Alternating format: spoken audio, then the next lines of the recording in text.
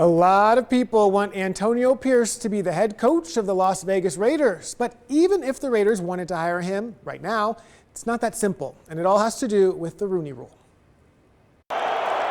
As the pool of NFL teams looking for head coaches overflows, Raider Nation is eagerly waiting to learn who will take the helm of the Silver and Black. I spoke with Lindsey Brown of Lotus Broadcasting. I think AP has as good of a shot as anybody, if not better, just based off of what he's been able to accomplish with his short tenure with the Raiders. But there are still policies and structures you have to go through. Namely, the Rooney Rule. It was created by the NFL in 2003 to bring more diversity to teams' front offices and coaching staffs. So even if Mark Davis wanted to hire Antonio Pierce immediately, he couldn't. The Rooney Rule requires at least 2 external minority candidates to be interviewed, extending the hiring process. It's interesting though, right? Because I think people might hear this and think, okay, he is a minority candidate.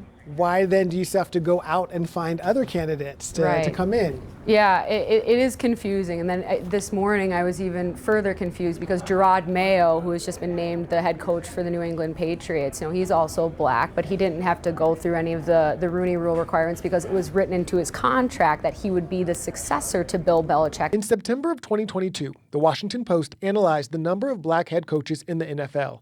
It found since 1990, black coaches made up 13% of full-time head coaching positions, compared to 29% of interim ones. I talk about quarterbacks sometimes in the similar that's some of them are called into when they're in a pinch and some of them are called to when there's a plan. And there hasn't really been a lot of plans where black head coaches or minority head coaches have been at the helm, and that's problematic. That's where the Raiders have been different. As team president Sandra Douglas Morgan explained during the 42nd annual Dr. Martin Luther King Jr. birthday parade. Al Davis actually made a very bold move back in the early 1960s, moving the AFL All-Star Game from New Orleans because black players weren't treated properly. That's something that would take a lot of courage today, and it was done in the 60s. So the Raiders have, had the first female CEO, the first black head coach, the first Hispanic head coach that's in the Hall of Fame.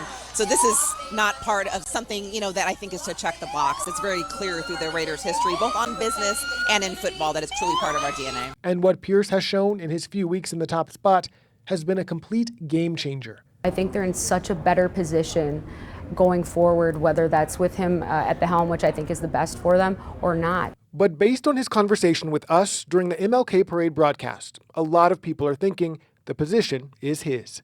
It's a dream. I don't want to pinch myself yet until it becomes official and we put a stamp on this bad boy, but very humbled and honored. So at this point, we will all just have to wait and see what choice the Raiders make. And we are waiting with bated breath, Justin.